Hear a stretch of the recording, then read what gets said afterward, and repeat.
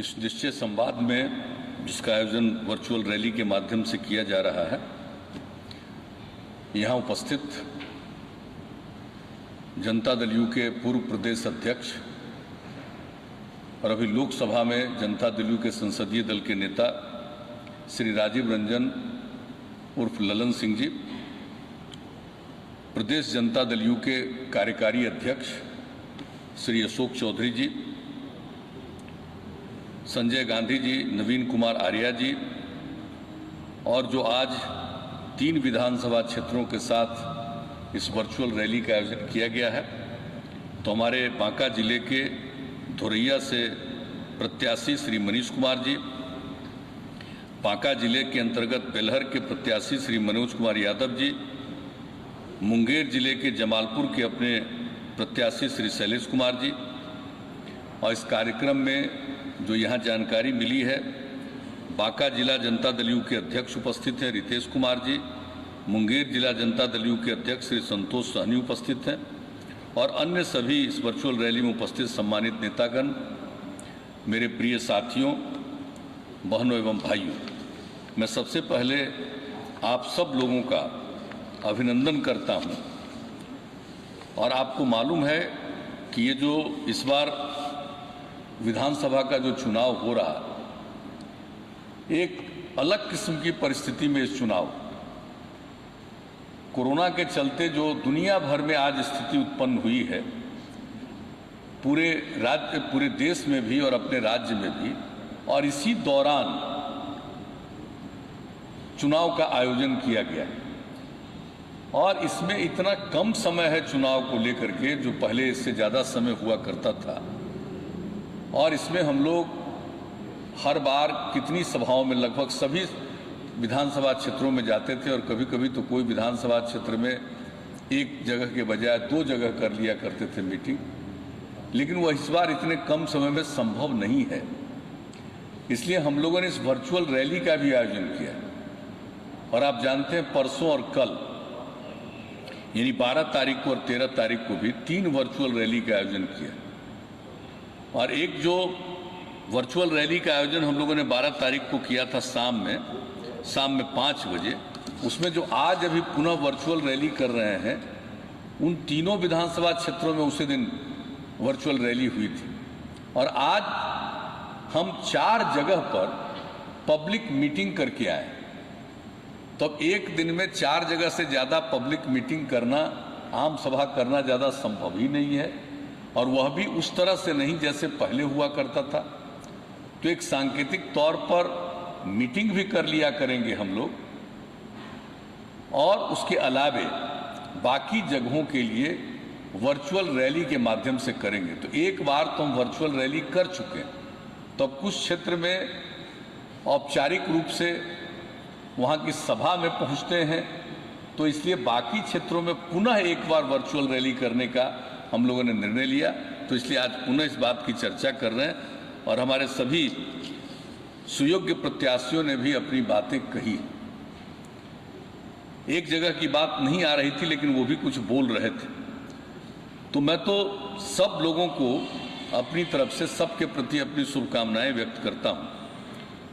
और जो हम लोगों ने काम किया, और अभी जो ये 8 महीने से कोरोना का दौर चला, इसमें हम लोगों ने जो सेवा की, इसमें जितनी जांच हो रही है,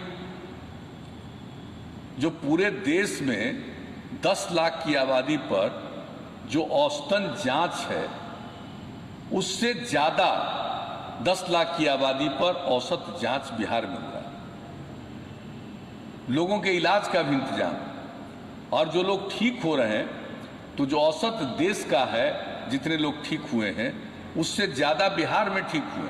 तो ये सब काम तो हम लोग कर रहे हैं, लेकिन इसके बाद भी एक ऐसी चीज़ है, एक ऐसा कोविड-19 का ये कोरोना वायरस है कि इसके लिए लोगों को डरने की ज़रूरत नहीं है, लेकिन सचेत रहने की ज़रूरत है। तो इस चुनाव के दौरान भी हम सब लोगों से आग्रह करेंगे कि सचेत जरूर रहिए, और इंतजाम तो हम लोगों ने पूरे तौर पर किया है।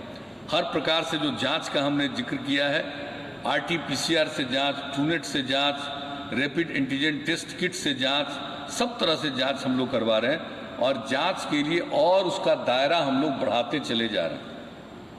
और अगर कोई पीड़ित होते हैं तो उनके इलाज का प्रबंध किया जाता है। इसके लिए कोविड केयर सेंटर खोले हुए हैं, कोविड हेल्थ सेंटर है, कोविड डेडिकेटेड कोविड अस्पताल है, सब तरह से।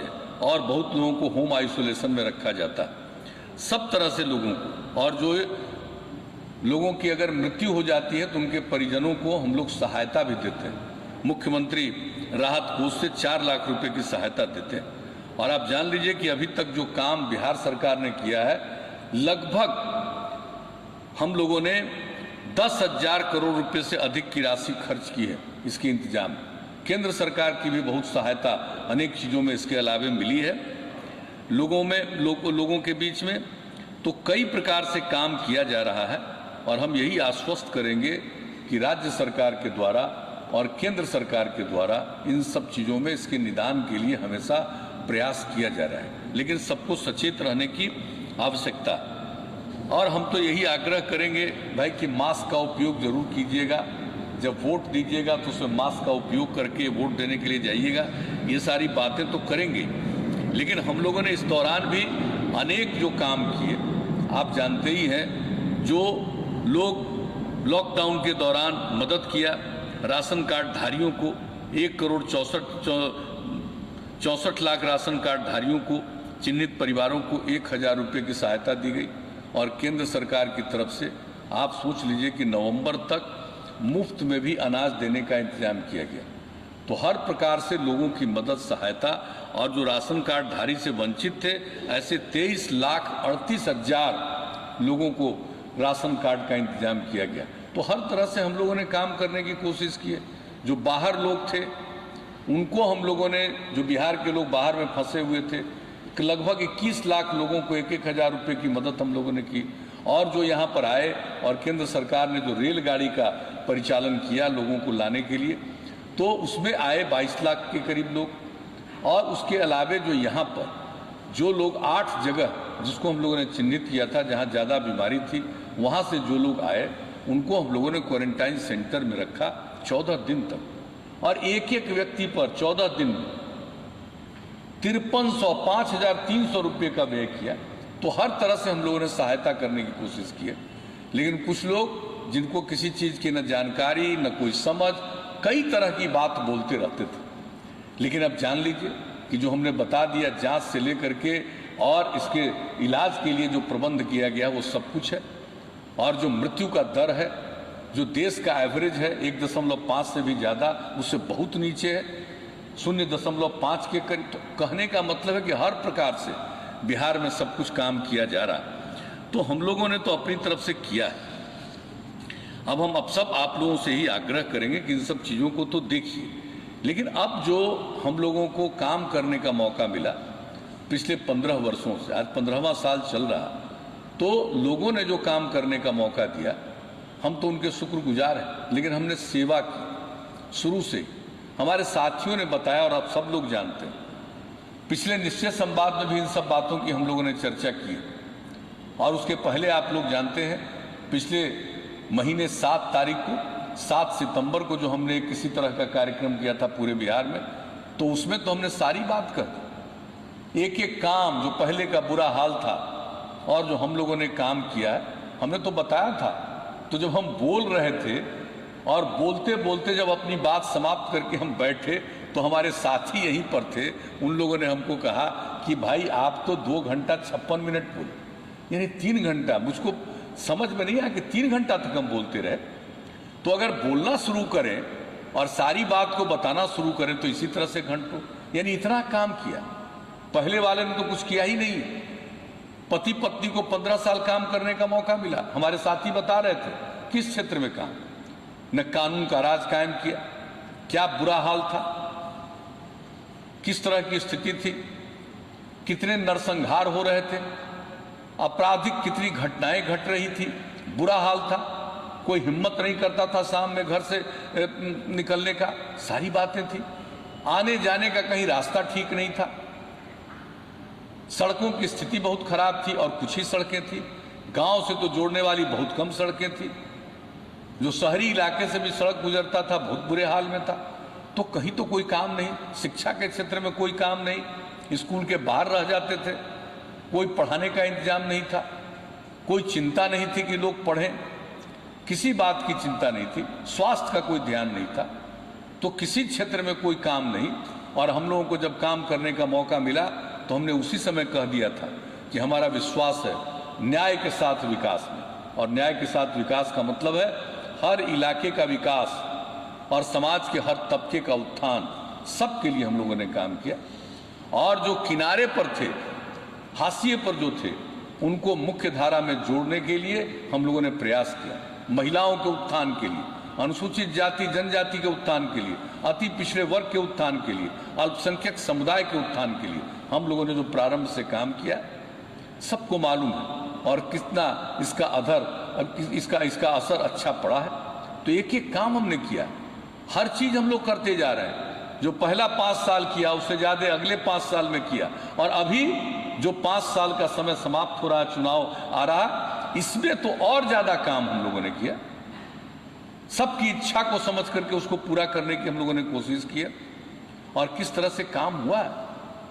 महिलाओं के लिए तो हमने जो अधिकार दिया, शुरू से ही 50% का आरक्षण, इतनी बड़ी संख्या में महिलाएं जनप्रतिनिधि बनी, पंचायती राज संस्था हो, नगर निकाय हो, सबके लिए। और उसके बाद लड़कियों के पढ़ने के लिए पोशाक योजना से लेकर के साइकिल योजना तक हर तरह का प्रयास हम लोगों ने किया और आगे बढ़ाया। कितनी कम लड़कियां पढ़ती थी, 9वीं क्लास में पूरे बिहार में इतनी बड़ी आबादी 1,70,000 से भी कम लड़कियां पढ़ती थी। और जब हम लोगों ने काम किया, साइकिल योजना, पोशाक योजना, सब तरह से काम किया, अब लड़कियों और लड़कों की संख्या बराबर हो गई है। और इस बार जो मैट्रिक की परीक्षा हुई उसमें तो लड़कियों की संख्या लड़कों से भी थोड़ा ज्यादा थी। तो आप सोच सकते हैं कितना। महिलाओं को जनप्रतिनिधि के रूप में कितनी कम महिलाएं होती थी पहले, नाम मात्र के कुछ, और अब कितनी बड़ी संख्या में महिलाएं जनप्रतिनिधि हो रही। 3 बार चुनाव हो चुका, हर प्रकार से उसको। और महिलाओं के उत्थान के लिए हमने जीविका समूह का गठन किया, जीविका योजना, स्वयं सहायता समूह।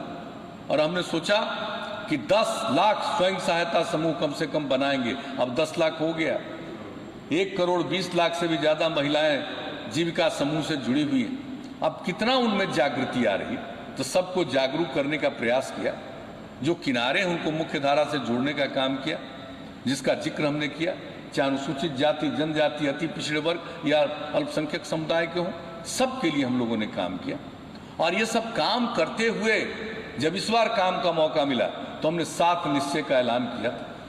और उस निश्चय के अंतर्गत हम लोगों ने क्या कहा, जो हमने युवाओं के लिए, उसके पढ़ने के लिए इंतजाम, हर तरह से स्टूडेंट क्रेडिट कार्ड योजना, उनके लिए कुशल युवा कार्यक्रम, स्वयं सहायता भत्ता योजना, सब तरह का।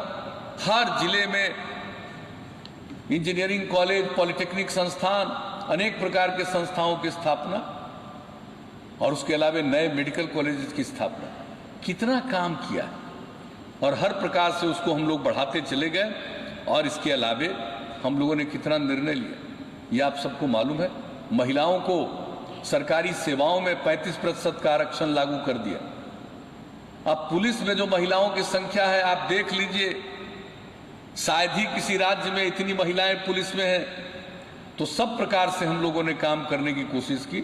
और इसके अलावे क्या किया, कहा कि भाई हर घर तक बिजली पहुंचाएंगे। और हमने लक्ष्य रखा था 2018 के दिसंबर में, 2018 के 25 अक्टूबर तक इस काम को पूरा कर दिया, हर घर तक बिजली पहुंचा दिया। क्या स्थिति थी बिजली की, क्या बुरा हाल था लोगों का, हम लोगों ने पहुंचा दिया। अब जितने लोग चाह रहे हैं बिजली का कनेक्शन, सबको मिल रहा। और फिर हम लोगों ने उसके अलावा 7 निश्चय में क्या किया था, हर घर नल का जल पहुंचाएंगे, हर घर में शौचालय, हर घर तक पक्की गली और नाली का निर्माण, ये सब काम हो रहा। हर घर तक नल का जल उपलब्ध कराने का जो काम किया जा रहा है, 83% से ज्यादा, 83% से ज्यादा हो चुका। ये काम तेजी से चल रहा, एक एक काम हो रहा। हर घर तक पक्की गली नाली का निर्माण लगभग पूरा, शौचालय का काम भी लगभग पूरा। और हम प्रारंभ से ही शुरू से कहते रहे, अगर खुले में शौच से मुक्ति मिल जाए और पीने के लिए स्वच्छ पानी रहे, तो आज जितनी बीमारी होती है गांव में, उसमें 90% बीमारियों से छुटकारा मिल जाएगा। लोग इसको ध्यान में रख करके एक काम हम लोग कर रहे हैं, ये सारा काम करवा दिया। तो आप बताइए, पहले से सड़क से लेकर के उसके अनुरक्षण का काम, एक एक चीज काम, संस्थानों का, स्कूल में पढ़ाई का, शिक्षकों की बहाली का, अन्य जगहों पर बहाली का, सब तरह का काम हम लोगों ने किया है। अब इसके आगे और देखिए, सेवा कर रहे हैं, सब इलाके का विकास, समाज के हर तबके का उत्थान, तो ये काम करते रहे हम लोग, और इसका लाभ सबको मिला है, सबको दिखाई पड़ रहा। हमारे साथियों ने ठीक कहा, नई पीढ़ी के लोगों को बताना चाहिए, लोगों को जानना चाहिए, जो अनुभव जिनका है, कितना बुरा हाल था और आज क्या हाल है। बहुत लोगों को पुरानी चीजों के बारे में कोई अनुभव नहीं है, तो घर के लोगों को बता देना चाहिए कि क्या हाल था। तो जो काम आजकल हो रहा है उसी को देख रहे हैं, उसी को जान रहे हैं। तो अब इसके आगे भी अगर जो सेवा किया, इसके आगे भी मौका मिलेगा, तो फिर और भी काम करने का हम लोगों ने निर्णय लिया। आप समझ लीजिए, हम युवाओं के लिए काम करेंगे, अगर अगली बार मौका मिला तो इसके आगे भी बढ़ करके काम करेंगे, पूरे तौर पर काम करेंगे। लेकिन अभी हम एक बात और बता देना चाहते हैं कि जिस तरह से हम लोगों ने काम किया, कानून का राज कायम किया, और आप अच्छी तरह जान लीजिए कि अपराध की घटना में कमी आई है। इतनी आबादी का राज्य, इतनी बड़ी आबादी का राज्य, और आबादी की संख्या भी बढ़ रही है, इन सब चीजों के बावजूद जान लीजिए अपराध के मामलों में इतनी बड़ी आबादी का राज्य, लेकिन पूरे देश में 2018 में केंद्र सरकार के द्वारा जो इसकी पूरी रिपोर्ट प्रकाशित हुई, उसमें बिहार का स्थान 23वें नंबर पर है। यानी अपराध के मामलों में भी कितना कमी लाई गई, और विकास का भी काम किया गया। जो भी काम किया गया, प्रति व्यक्ति आय में वृद्धि, पूरे बिहार में जो आय की वृद्धि हुई है, तो ये सब चीज हम लोगों ने किया है।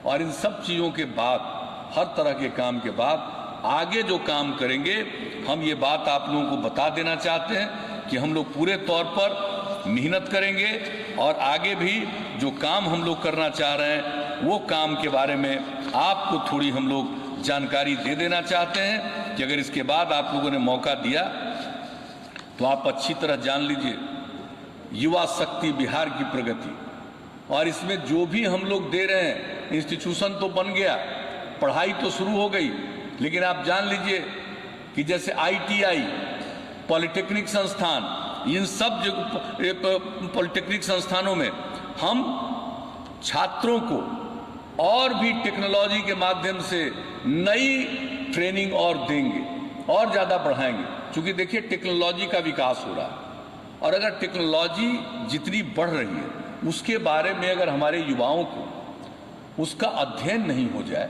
उसकी जानकारी नहीं हो जाए, उस पर काम करने के बारे में अनुभव नहीं हो जाए, तो फिर वो आगे नहीं बढ़ सकते।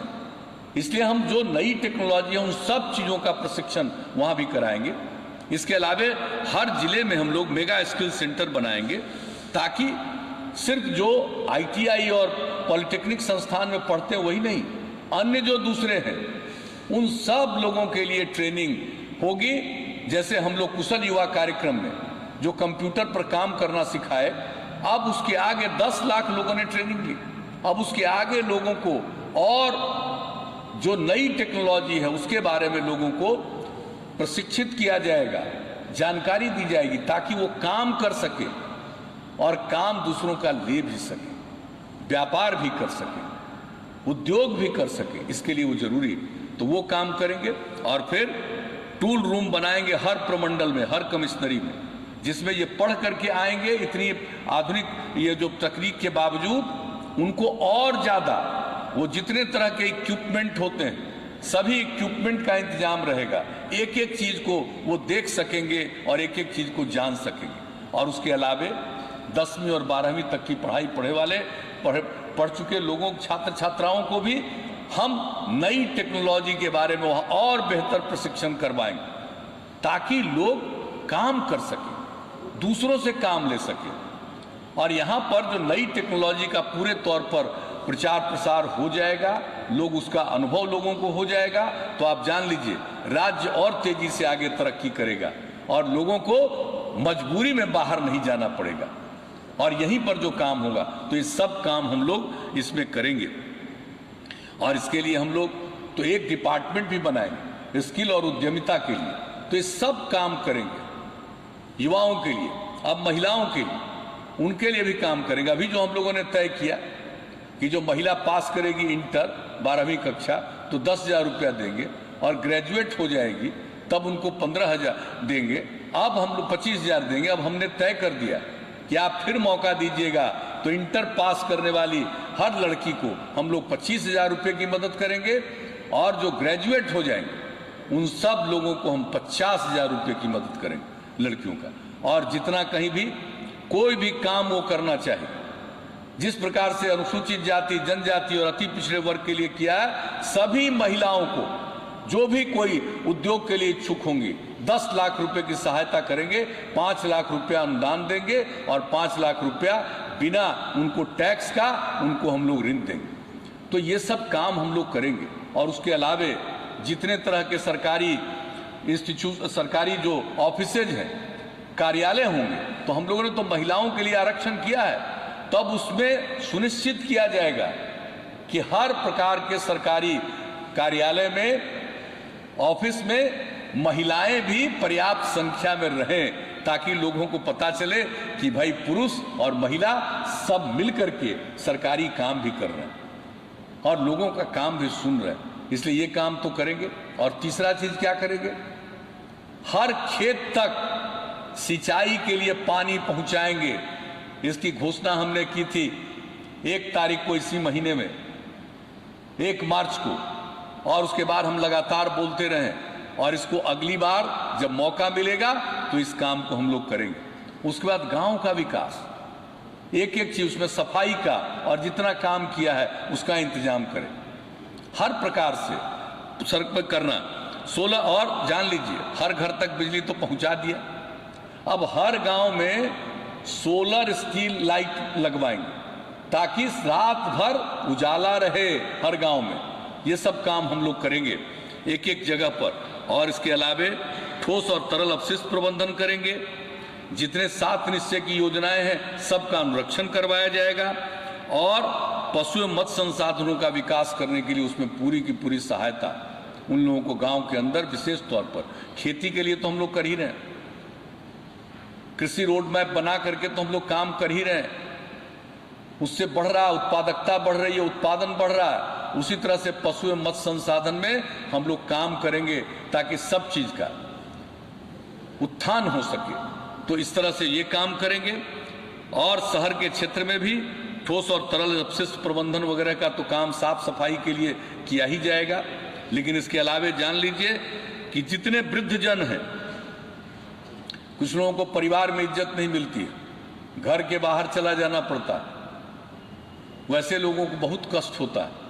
तो ऐसे वृद्धजन जो कष्ट में हैं, वैसे वृद्धजनों को रखने के लिए आश्रय स्थल का निर्माण कराएंगे। हर शहर में आश्रय स्थल का निर्माण, ताकि जितने वृद्धजन जिनको देखने वाला कोई नहीं है उनको उस आश्रय स्थल में रखा जाएगा, उनके लिए सारा इंतजाम किया जाएगा। और उसके अलावा शहरों में जो गरीब गुरबा लोग हैं, जिनको रहने की कोई जगह नहीं है, तो ऐसे सब लोगों के लिए हम लोग करेंगे बहुमंजिला आवासन। उनके रहने के लिए बहुमंजिला आवास बनाएंगे ताकि गरीब लोग जो शहरों में हैं उन सब के रहने की जगह हो जाए। ये आगे काम का मौका दीजिएगा तो अब ये काम भी हम लोग करवा देंगे।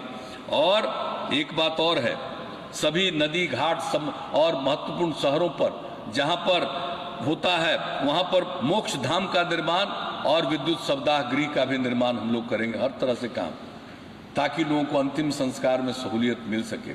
तो ये सब काम तो करेंगे ही। और उसके बाद सुलभ संपर्क था, अब गांव को पक्का सड़क पहुंचा दे रहे हैं। अब उसके अलावे कई गांवों को जोड़ते हुए कोई बेहतर जगह जाने के रास्ते की जरूरत है, चाहे एनएच से जोड़ने का हो, चाहे स्टेट हाईवे से जोड़ने का हो, चाहे शहरों को महत्वपूर्ण स्थानों से जोड़ने की बात हो। उसके लिए योजना बना करके हम लोग और सड़कों का निर्माण करेंगे। और शहरी इलाके में जो भी बाजार का इलाका है, शहरी इलाका है, वहां बाईपास निकालेंगे, बाईपास बनवाएंगे और फ्लाईओवर का निर्माण कराएंगे। ये सब काम करेंगे। और उसके बाद स्वास्थ्य के लिए, मनुष्य के स्वास्थ्य के लिए और साथ साथ पशुओं के स्वास्थ्य के लिए 8 से 10 पंचायत में कम से कम एक हम लोग पशु चिकित्सालय की स्थापना करेंगे। और जो नई टेक्नोलॉजी है उसके माध्यम से और टेली मेडिसिन के माध्यम से जो अस्पताल है उसका हर गांव से रिश्ता होगा। किसी का जानवर अगर बीमार है तो वहां से उसकी पूरी जानकारी देख सकते हैं और वहां से डॉक्टर भी उसको देख सकते हैं, सुझाव भी दे सकते हैं और जरूरत होने पर वहां से आकर के इलाज करेंगे और सबके लिए दवा का प्रबंध किया जाएगा। ये काम करेंगे। और उसी तरह से मनुष्यों के लिए इतना अस्पताल तो खोल दिया, लेकिन गांव में स्वास्थ्य उपकेंद्र है उसको भी और बेहतर बनाएंगे और वहां से भी इसी टेलीमेडिसिन के जरिए सभी अस्पतालों के साथ जोड़ दिया जाएगा ताकि यहां पर किसी को कोई हो समस्या उसके बारे में वो बता सकता है, उसकी जांच हो सकती है, देख सकते हैं। डॉक्टर सलाह किया है कि थोड़ा काम और होना चाहिए ताकि पूरे तौर पर बिहार के लोग संतुष्ट हों और वो आगे बढ़ें, बिहार आगे बढ़े, इसके लिए हमने सोचा है। और ये बात हमने सोची और जान लीजिए हम लोगों का तो है एनडीए। अब इसमें अन्य जो पार्टियां हैं उस पार्टी के लोग भी, जो भी लोग सोच करके इसके अतिरिक्त भी और चीज कहेंगे, सबको मिला करके हम लोग आगे बिहार के लिए जो भी काम बचा या जिस काम को करने से बिहार बहुत आगे बढ़ेगा, नई ऊंचाइयों पर पहुंचेगा, उसके लिए काम करेंगे। इससे रोजगार का अवसर भी पैदा होगा। और बहुत लोग तो बिना मतलब की बात करते रहते हैं, जिसको कोई अनुभव नहीं, कोई जानकारी नहीं, लोग तरह तरह की बात करते हैं। और आप जान लीजिए बिहार की स्थिति कितना आगे बढ़ी है। हम लोगों ने जो पर्यावरण के लिए जो काम किया, जल जीवन हरियाली अभियान चलाया, कितनी बड़ी संख्या में हमने लोगों का आह्वान किया, मानव श्रृंखला बनाइए, विश्व का रिकॉर्ड बना, 5 करोड़ 16 लाख से ज्यादा लोग मानव श्रृंखला में शामिल हुए। 18,000 किलोमीटर से लंबी मानव श्रृंखला। अभी संयुक्त राष्ट्र संघ का संदेश आया और कहा कि भाई आप लोगों ने काम किया है, जरा यूनाइटेड नेशंस के मीटिंग में आप अपनी बात रखिए। उनको 24 सितंबर को अपनी बात रखने का यही वीडियो कॉन्फ्रेंसिंग के माध्यम से अवसर मिला। हम लोगों ने बात बताई, जो जल जीवन हरियाली अभियान चला, तो बिहार में जो काम करते हैं इसके बारे में धीरे धीरे बाहर जाती है। और बिहार में सबसे पहला काम किए हम लोगों ने एक काम, उसके बारे में लोग धीरे धीरे बाहर जानते हैं। लेकिन बहुत लोग हैं भाई हमसे बड़ा नाराज रहते हैं, बहुत लोगों को चीड़। हम जो समाज सुधार का भी काम करते हैं, जो हम लोगों ने काम किया, शराबबंदी लागू किया महिलाओं के कहने पर, अब बहुत लोगों को बड़ी नाराजगी है, ये क्या कर दिया।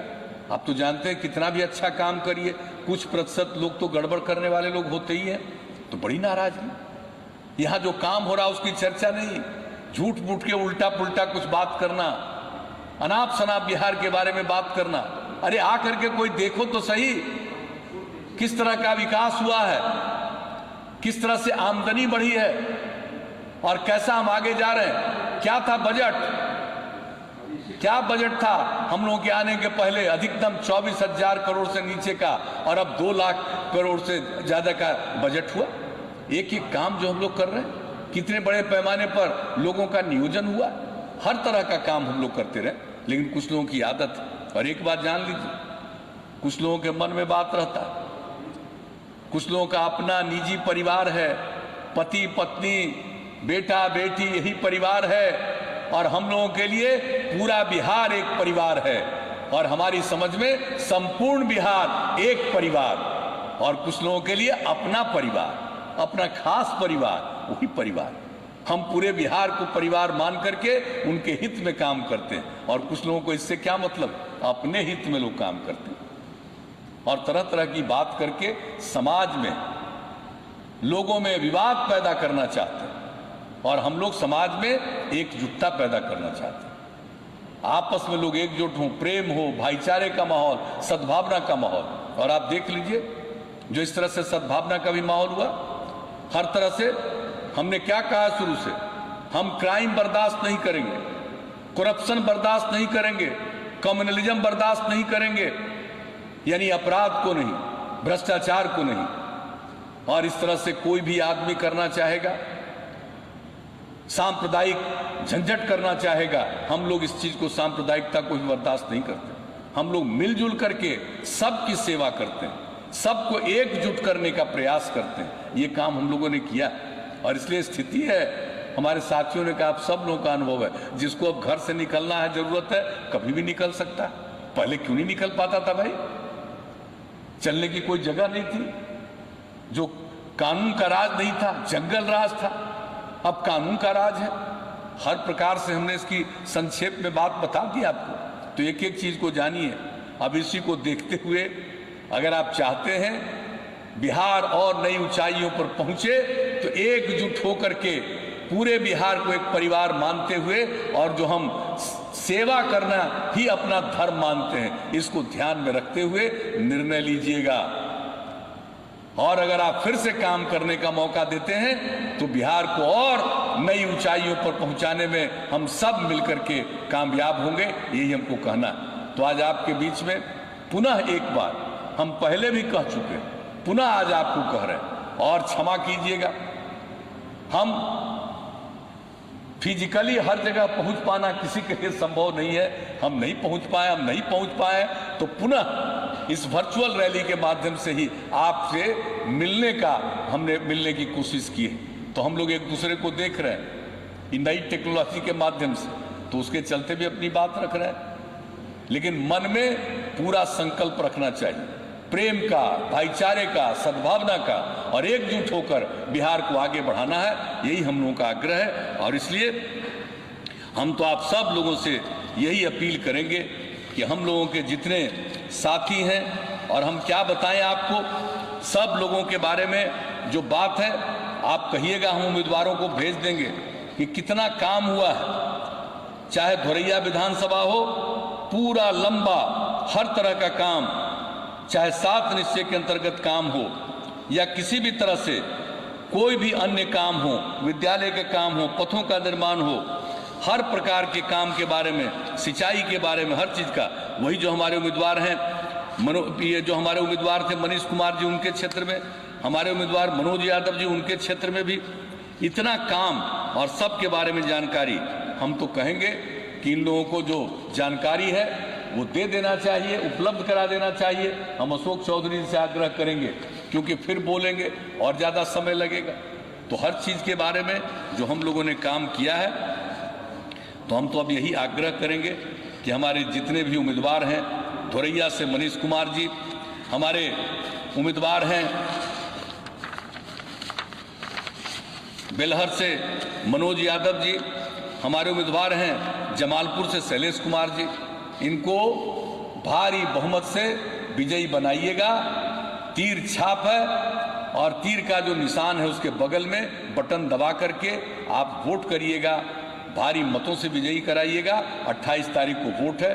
हम सब से आग्रह करेंगे कि सब लोग मास्क पहन करके वोट डालने जाइएगा और वोट दीजिएगा, और भारी मतों से हम लोगों के प्रत्याशियों को, एनडीए के प्रत्याशियों को विजयी बनाइएगा, ताकि बिहार को और आगे बढ़ाने में अवसर मिले।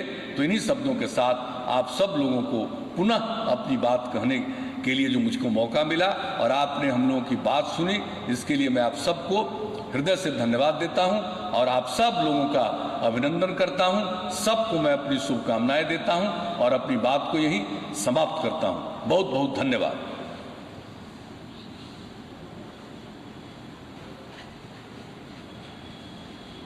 पार्टी के नेतृत्व ने निर्णय किया था कि माननीय नेता को आप सबके विधानसभा में पहुंचाने का प्रयास किया जाए, क्योंकि समय कम था और माननीय नेता को हरेक विधानसभा जाना संभव नहीं था। इसलिए जहां जहां